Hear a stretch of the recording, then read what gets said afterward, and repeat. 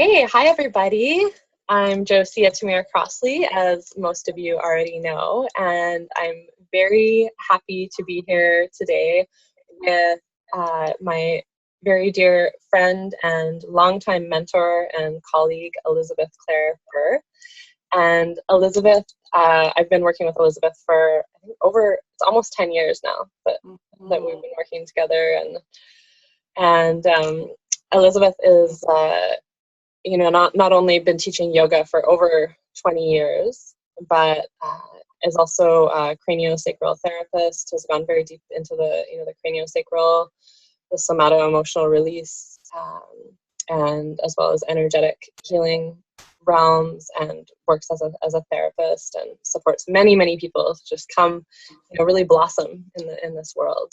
I can attest to that myself, and also just many other women that I've witnessed in our, in your circle, who've just really, come into themselves in your presence. And and so Elizabeth is birthing forth a body of work called Essential Yoga and Somatics, and it's really drawn, is that right, Elizabeth, from four different lineages of healing. And do you want to talk a little bit about what those four different lineages are? Yes, I would love to. Yeah, absolutely. So I'm working with these four streams of really, really solid, stable lineages that I've come into contact with. I've had the great blessing to come into contact with these lineages, and actually the first lineage that I came into contact with is touches into the ancient tradition of yoga, and it's called Vijnana Yoga now. It's gone through evolutions. When I first started studying it, it was called Quantum Yoga. And through the process of evolution, it's become Vijnana Yoga. And so I've had the great opportunity to really receive deep teachings in that lineage from great teachers, really. And even this type of yoga, it's a lot different than most of the yoga that we're seeing in the West these days. Exactly. Yeah, which is so interesting because it was the only yoga that I knew, and then coming to the somatics tradition, which is what I'm also weaving in, I'm recognizing that I've always been practicing what people would think of as somatic yoga, practicing and sensing from the inside.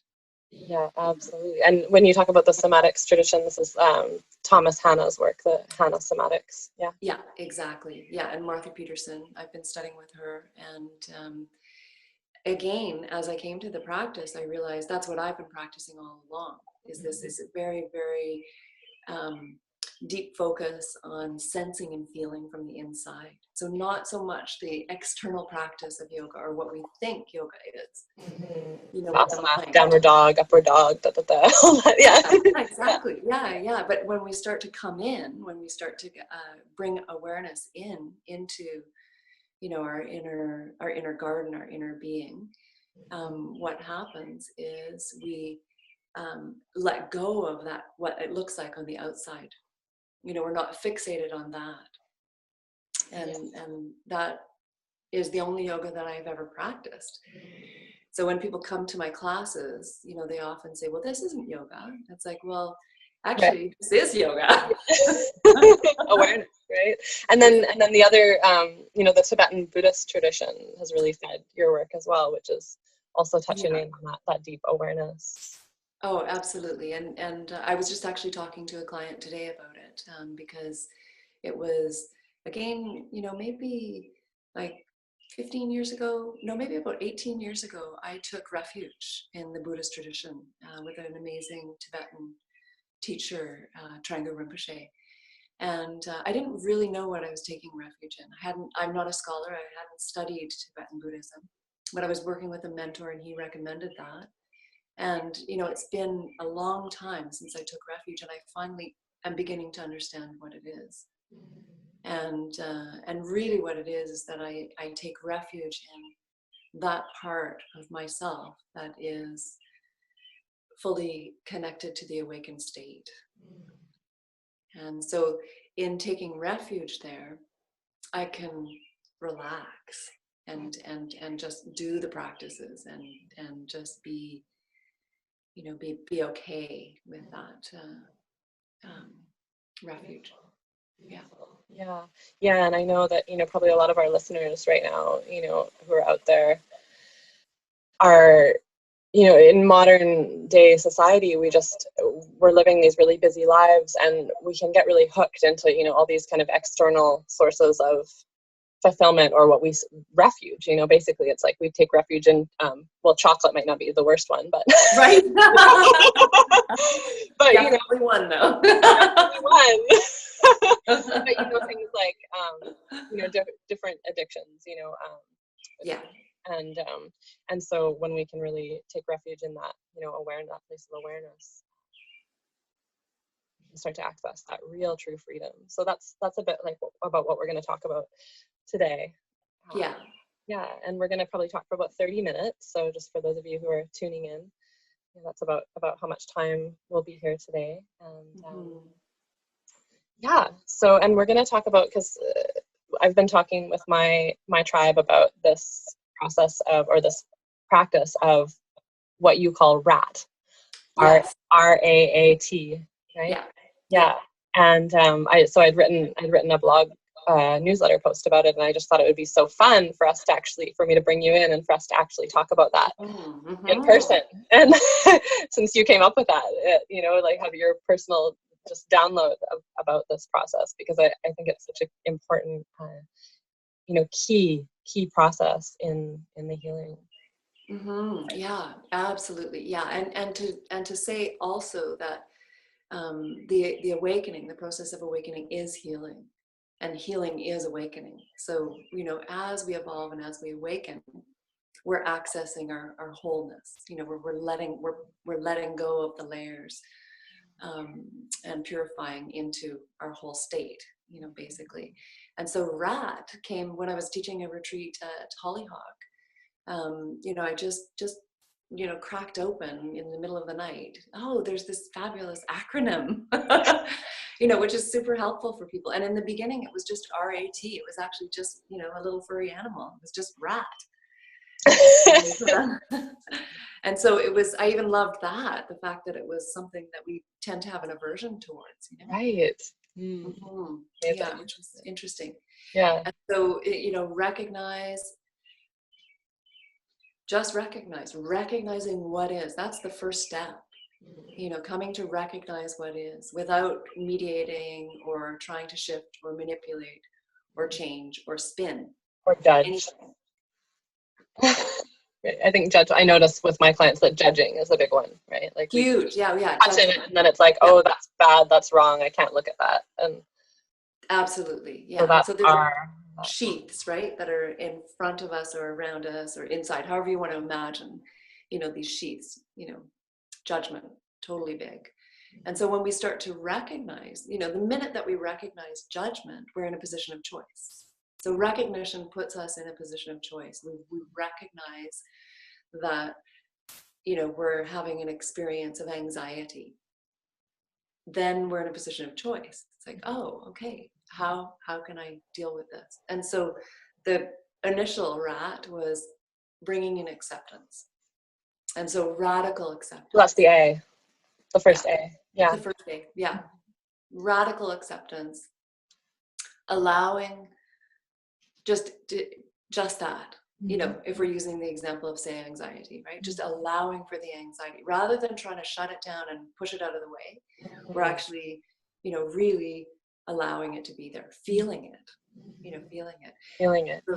Yeah, feeling it. Yeah, which is something that we don't want to do, right? We go inside and we start to feel anxiety and we feel overwhelmed by it.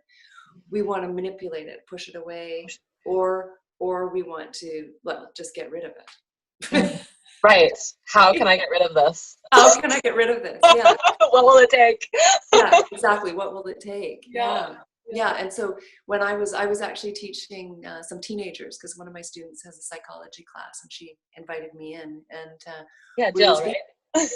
Jill, yeah. And we were speaking about anxiety, because our children out there are so anxious. Oh yeah.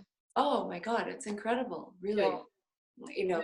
And so I was mentioning that when I was in my early 20s, I had panic attacks.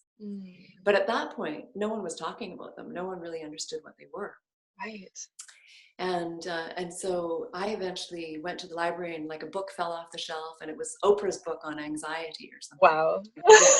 Yeah, just, you know, Thank one of God those. for Oprah. Yeah, exactly. Yeah, exactly. And I was like, oh, okay. And then she broke it down and articulated all, you know, the processes of the anxiety attack. And I'm not going to go into that right now, but basically I began to understood it and began to work on that and To accept it. recognize it and Yeah, recognize it yeah. and accept it, And right? So accept this is, yeah, this is a really good example. You know, yeah. you say, okay, recognize that this is what's actually happening, and then bring acceptance to it. And then I was also realizing that just through that, transformation happened. I was more relaxed, you know, I could just be, oh yeah, I'm having a panic attack. Right. Yeah, this is all that's happening. You know, Yeah. I'm not dying, Right. right? Yeah. Which is Because what some it can. part of us thinks we're dying when we're having that reaction, right? Exactly. Yeah. Survival response.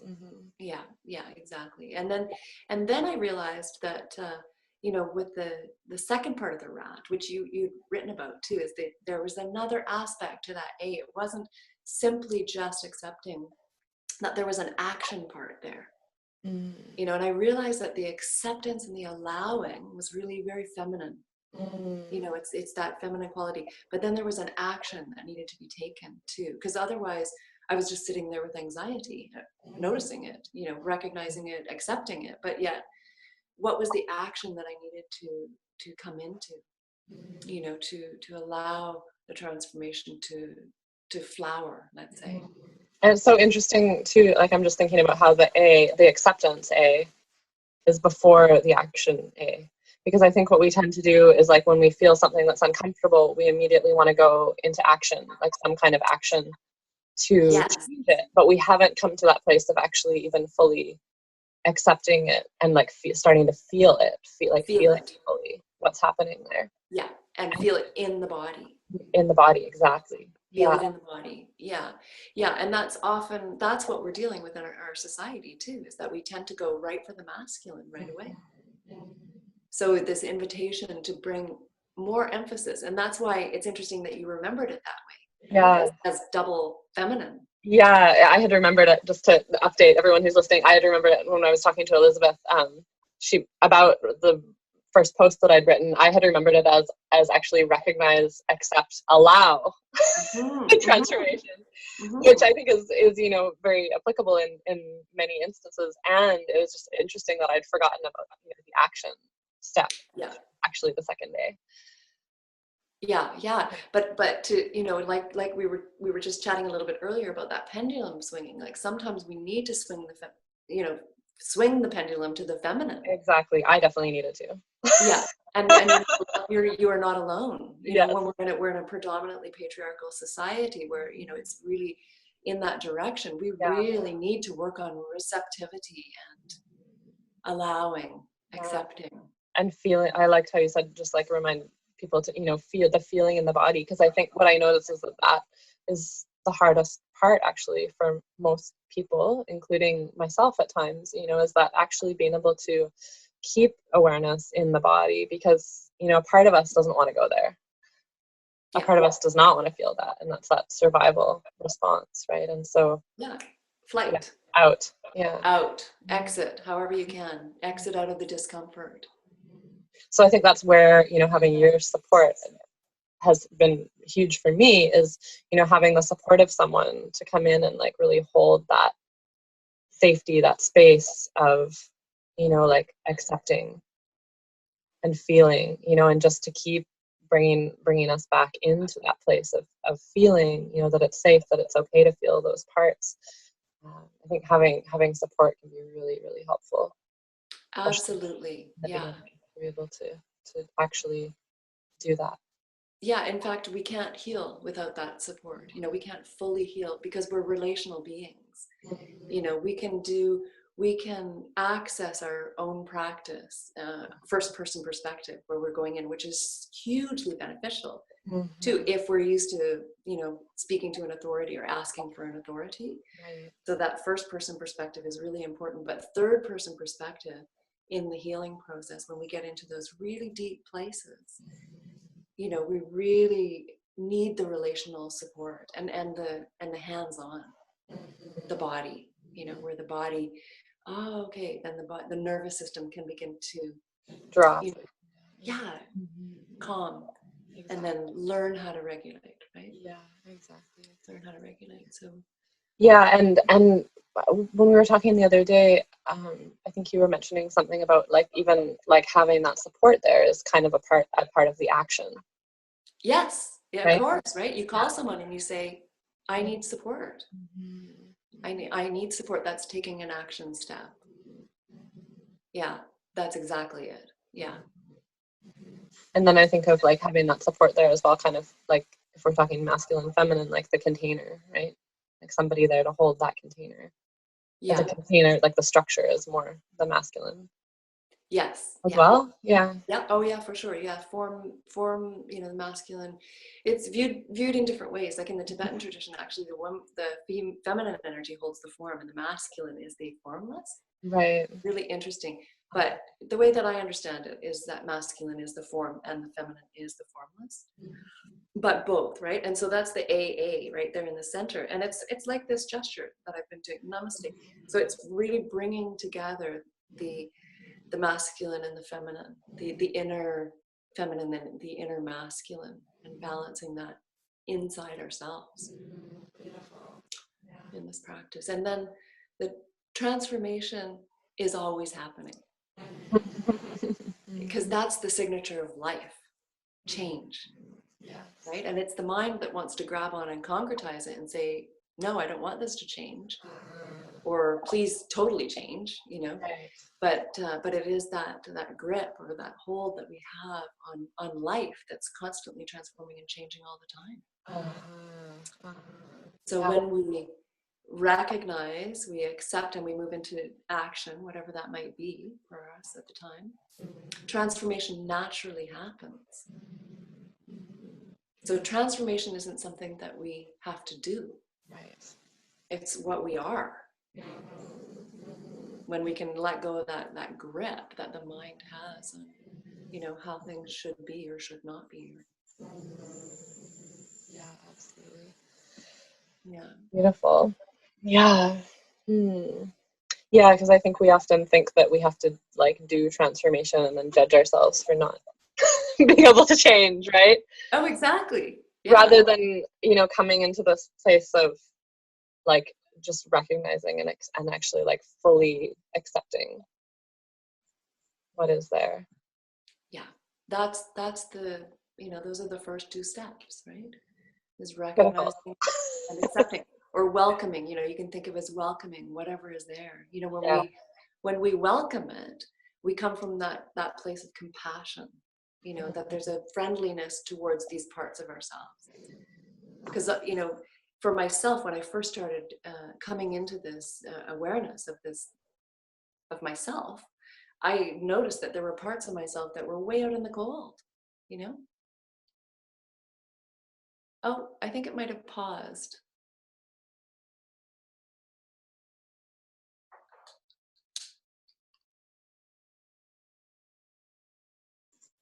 Hi. Hi, sorry, I'm still here. There was another little picture of you that came up. Yeah, and my video just turned off for a second, and my sound. Anyways, I'm here. I haven't gone anywhere, and I thought I was here. I could hear what you were saying. Oh, you could. Oh, okay. Yes, I could. Yeah. I just froze for a moment there on my end, but yeah. So that's great. Yeah, and I'm gonna put a little comments thread, I think, below the video. So for those of you who are listening to this, if you have questions that come up as you're listening or comments, please do post them there, and both Elizabeth and I maybe will come back and make sure we have a look. Yeah, that would be great. Yeah, answer any questions. Yeah, great. Yeah, Mm-hmm. wonderful. So I find it really interesting.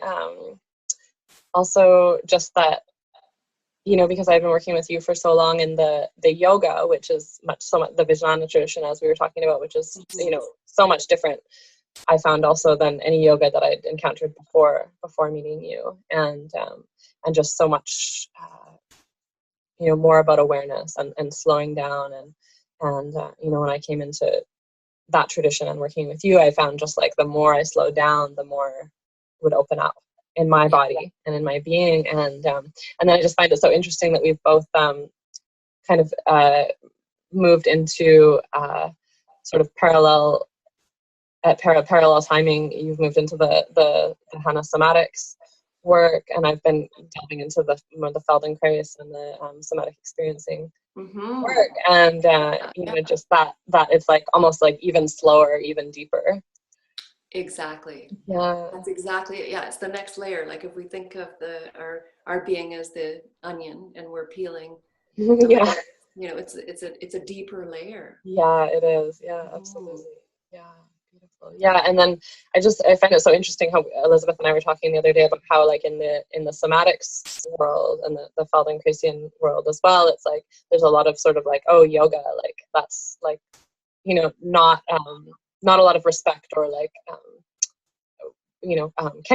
feeling of connection with yoga, of people who've really delved into the somatics realm, and how, maybe that's because yoga in the West has been sort of so externalized, almost like it's all about asana and doing the movements in just the right way and all of this. And so I just thought it would be interesting if we could just talk a little bit about, where you see the connection between the somatics work, the deeper body awareness work, and yoga.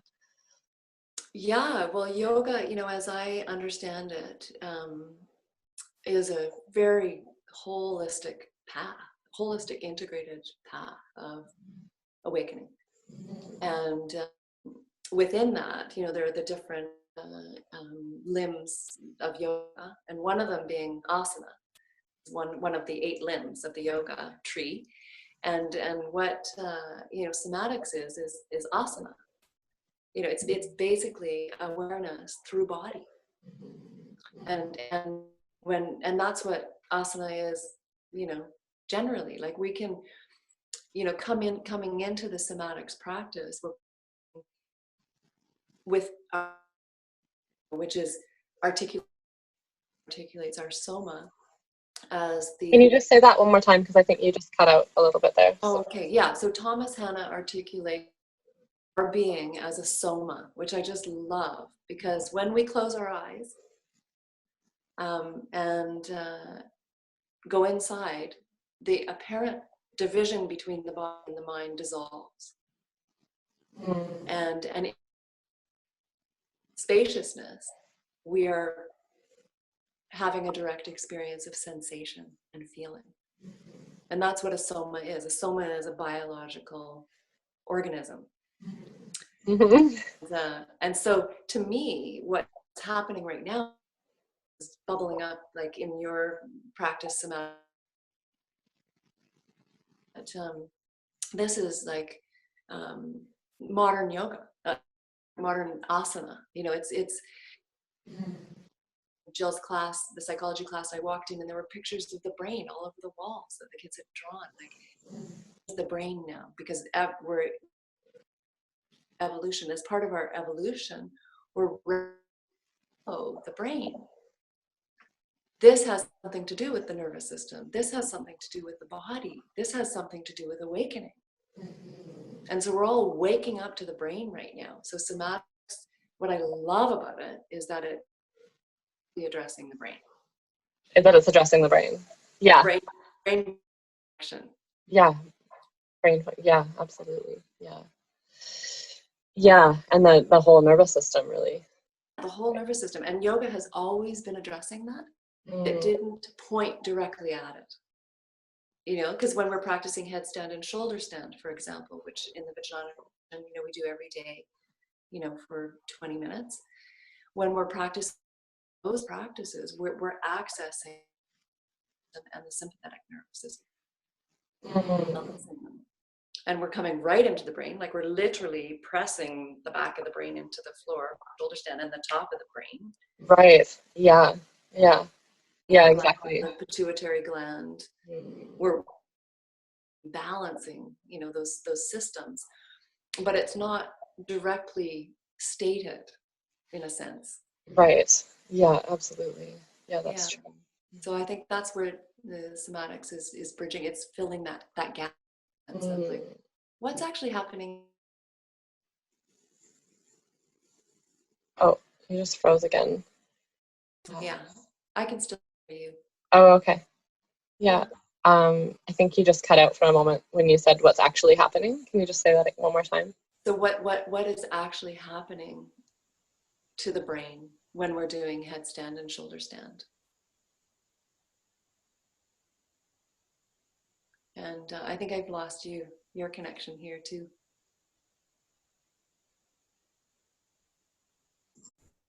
Oh, there you are. Oh, okay. I just actually asked you, my son. He's using the internet too. I just asked him to stop because it seems to be cutting out a little bit. So hopefully that will help. Okay. Yeah. Yeah. Technology. Yeah. Yes. Yeah. Yeah. Yeah. Wonderful. So, and then I'm curious, like in terms of the actual somatic practices, because they are different than traditional yoga, and even than the some of the practices that we've done that you've taught me, the tensegrity practices, which are, Yes. a slower version already, really. Yeah. Yeah. Um, and the somatic works just seems to be even slower. Yeah, it is. It is. Mhm. It's fiber by fiber. It's going inside, and it's allowing awareness to come inside and recognizing what's going on in a very in the minutia of our bodies. So I came to the practice as I was going through menopause. I got a frozen shoulder, and I couldn't move at all my arm for a period of time. And Wow. like I couldn't do the yoga practice that I'd normally done. Wow. And through the practice, the Vijnana practice, I've been totally pain free for like over 10 years. Right. Yeah. And so it was, really interesting. And there were, of course, emotional pieces that came with that too, which I was addressing and dealing with. But on the physical body level, as I was coming into it, my great colleague Leslie Young said, "Well, why don't you come and do some somatics with me?" And as I went in, I went, "Oh, it was like a plant getting water." I was like, "Oh yeah, it feels so good. It feels Yeah. so good." I felt like I was just drinking it in and feeling such incredible nourishment. It was like, this is the layer that you need to attend to now. And so that it was such a great blessing. My body brought me to that next layer. Uh-huh. Uh-huh. Right. I love Yeah. that. And I love that you have that perspective, and you've always had that perspective, and it's something that I just love bringing to my clients as well, where it's like, "Oh, great. This is wonderful." Exactly. Wonderful that you have a frozen shoulder, because Yeah. what an opportunity. What an opportunity. There's something that's wanting to draw us deeper when these kinds of things are happening, and often it can be things that we've been maybe had a sense of for a long time even, but not had the incentive. Right.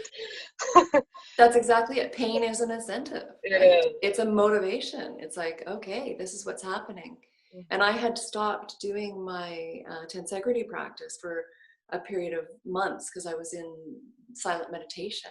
Right. And I chose to let it go because I was managing my layers in a certain way with the tensegrity series, And once I let that go, then my body just opened up to a whole other deeper layer. Uh-huh. Uh-huh. Yeah. I find it really interesting that you say that, because I was having this similar conversation, as I mentioned to you, with my Feldenkrais teacher recently, where we're just talking about like how I feel like I actually need to do certain amount of yoga, and then trying to add this, because it's basically managing what's happening in my Yeah. system, so that I can stay functional and really I think I'm quite like highly functional person, like parenting, running a business, all the stuff that I'm doing. So it Yeah. helps me to really be able to have that high level of function, and yet on some level it feels like there's almost like a bit of an addiction there, in terms of like it's just not quite dropping me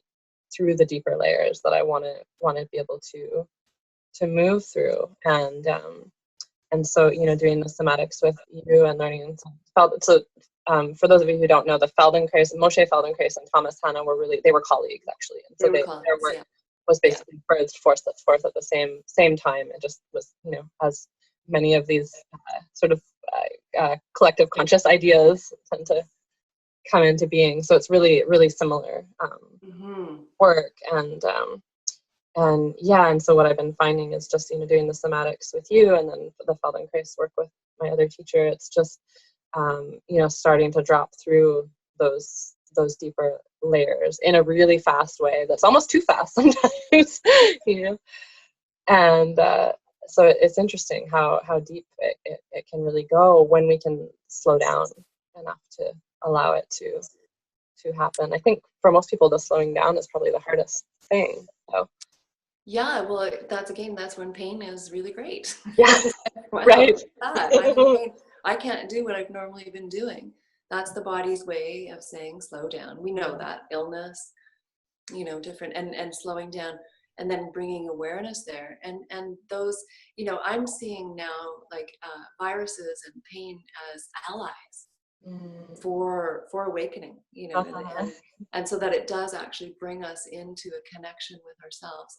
And there's also, like when I'm listening to Josie, I'm recognizing there's also a readiness. You know, it's like we're flowers in the garden and we're going to, you know, grow in the way that we do grow. You know, and there's a readiness for a bud, you know, and then the buds hang out for a while, and then there's a readiness for a few, you know, openings or petals, you know, and then there's the, you know, the full readiness. And this is a constant process that we're in. So when we're ready and we're, you know, willing, we can access the deeper work, and that sometimes it is really fast. Right. Yeah. Sometimes it takes years, you know. We're like, oh, I feel like we're like slogging through mud, you know, and you know, just practicing every day but not really seeing any results or that kind of feeling. And then all of a sudden, boom, you can just suddenly, you know, just wake up. A shift in perception. All of a sudden you recognize, oh yeah, my perception about what's going on here has actually shifted. Right, because with this deeper work, the shifts can also be very subtle. Very subtle. Yeah, exactly. Yeah. Yeah, and so you know, in terms of readiness, it's interesting. I love that. Reminds me what you just said. It reminds me of that Anise Nin quote where she says, how does it go? Something like, you know, when it becomes too painful for the rose to remain a bud, that's when it will open. That's exactly it. Yeah. And it's just so interesting, that reference to pain again, you know, how it often does take something like that, like you said, you know, having an ally of, you know, pain or you know, virus or, you know, some kind of circumstance that brings us into that deeper longing for, you know, what's inside, what's beyond what we know already, you know. Yeah, exactly. Beyond the thinking mind. You know, we as a culture, we have an addiction to the thinking mind. You know, we believe that we are the thinking mind. Right. Whereas there's a whole other parts of our being, you know, including our hearts and our intuition and our wisdom and our body and our deep knowing and the awakened Buddha, you know, that we all are. You know, when the thinking mind is running the show, it's like the servant is in the position of the master. You know, that's the sort of the traditional analogy. Yeah, and so when we begin to recognize, oh, it's thinking mind, and honoring it, you know, thinking mind is the great computer, you know, better than the technology we're using right now. Right. Yes, exactly. Yeah. You know, we've got this amazing technology here, but it's not everything. So when we start to recognize that we're addicted to the thinking mind, you know, I work with clients, you know, that have, you know, and myself that take refuge in the thinking mind even. It's like, wow, my mind's so powerful, it's going to be able to figure me right out of this Oh, yes. that I'm in. Yeah, well, and I think that's just it, you know, is that it's like especially when we've experienced trauma in our past, and we all have, like, we're just living in a time where we all actually have, you know, either we have in our lifetime or our ancestors have, and it's, you know, passed through our DNA, and that it's, you know, that's that refuge that we've taken, almost like as a globe, as a society, is particularly taken refuge in the thinking mind, as though that is the place that is the safest. Yeah. Yeah. That's Yeah. going to solve all our problems, you know? Right.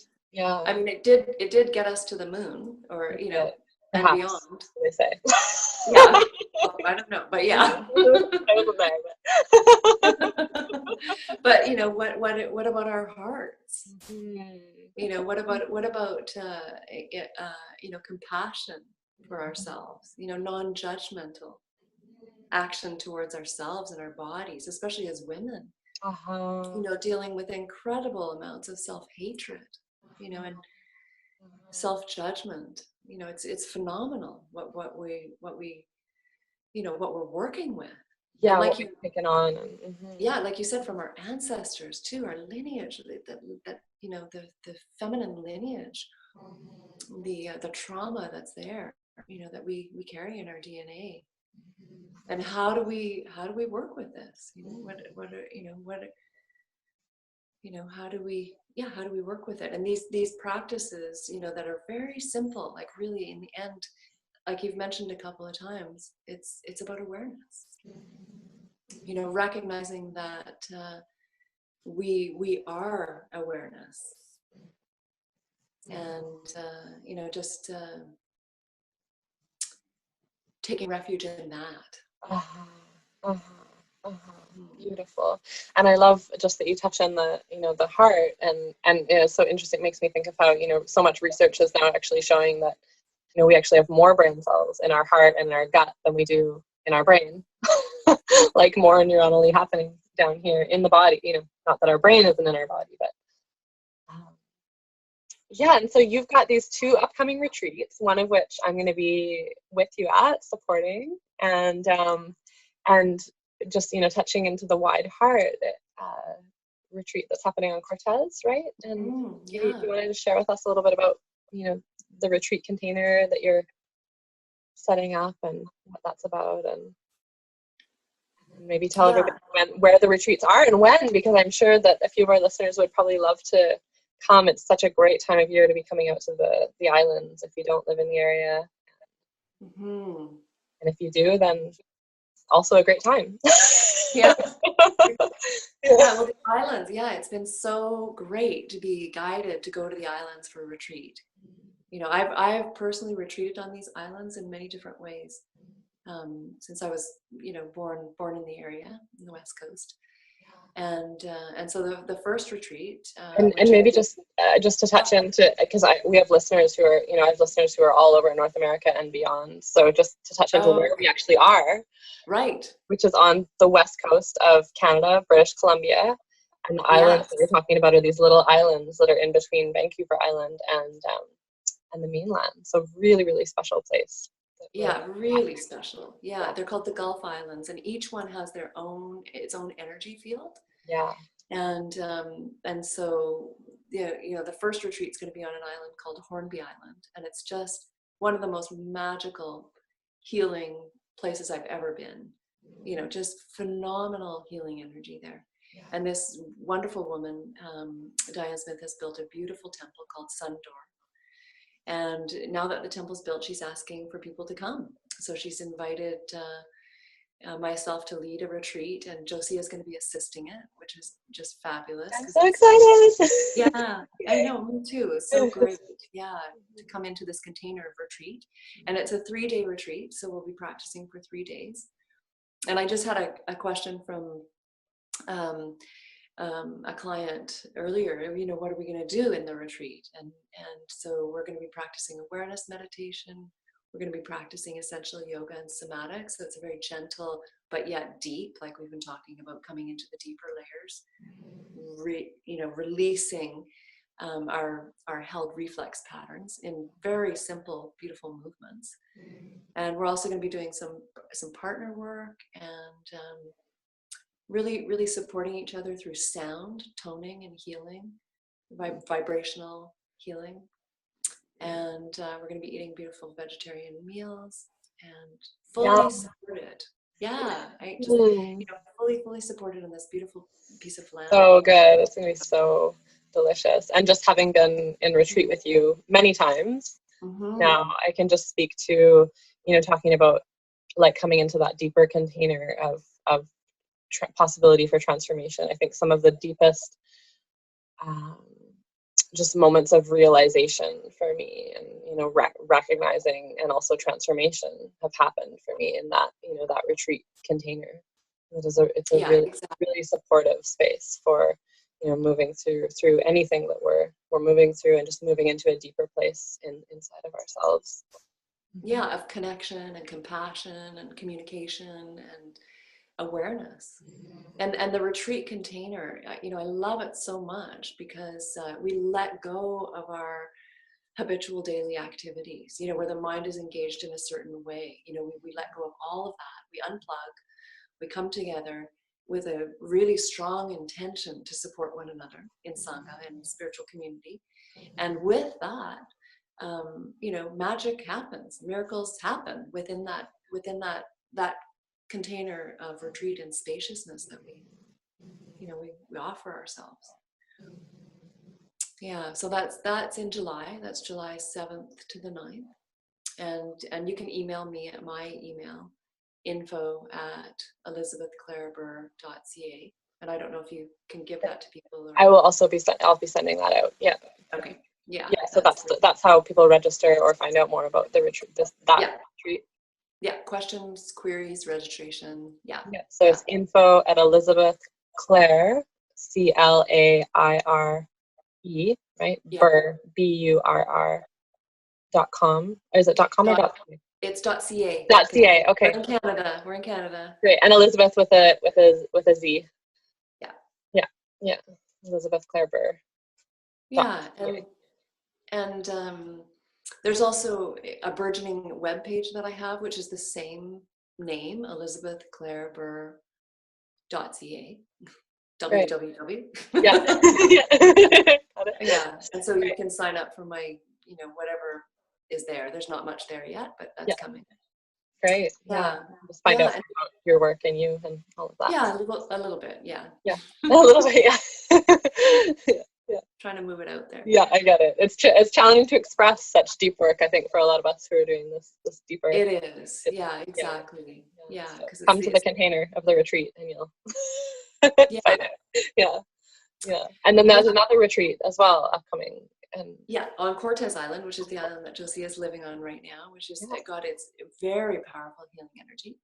In the First Nations tradition, from what I understand, they called it the island of transformation, the island of death. And death not in the sense of dying, but in transforming.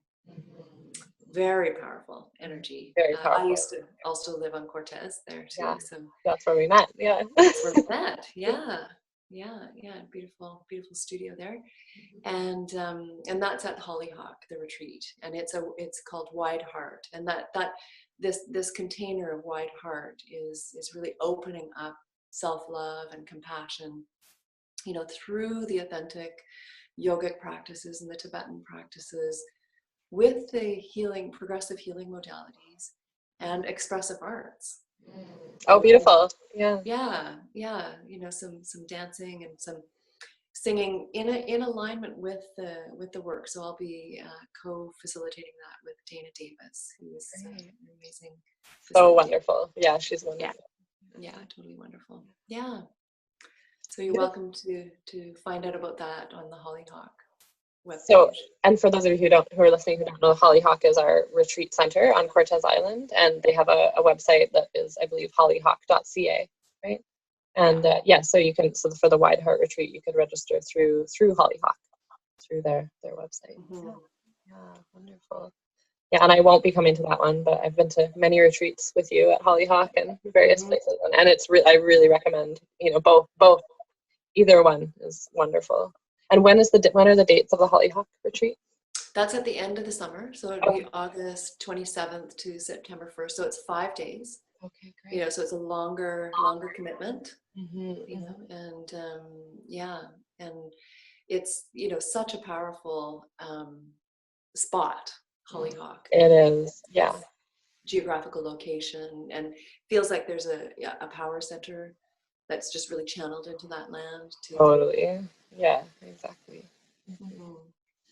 Wonderful. Yeah, that's so exciting. So yeah, so that's great. So I just want to let everyone know again, you know, if you're interested in registering for either one of these retreats, you know, you can email Elizabeth info@elizabethclaireburr.ca, and I'll be sending, you know, in the link that you received this video through, I'll be sending that contact info for her as well. And if for some reason you can't find it, you can always you know, I'm assuming all of you who are listening to this have my email address, so you can always just shoot me an email and I can connect you with her and get you registered. So hopefully we'll see some of you at the retreat on Hornby or at Hollyhock.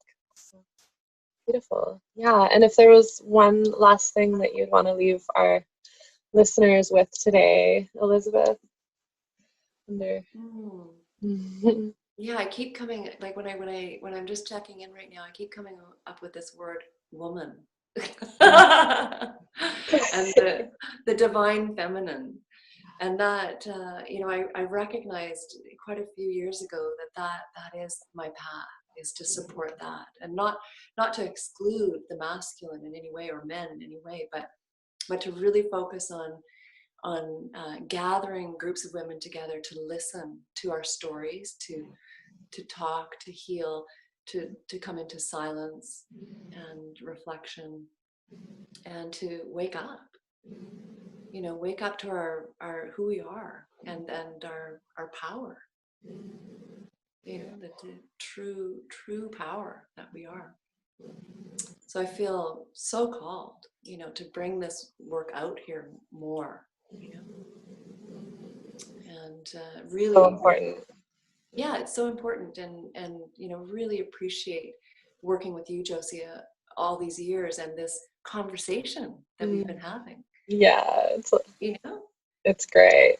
So great. Yeah. it's so great. Yeah, we're so fortunate. Yeah, we are really, and yeah, I always get so much out of just every connection that I have with you, Elizabeth. I'm super grateful for that, and I hope that all of you who are listening have just taken away something from today as well.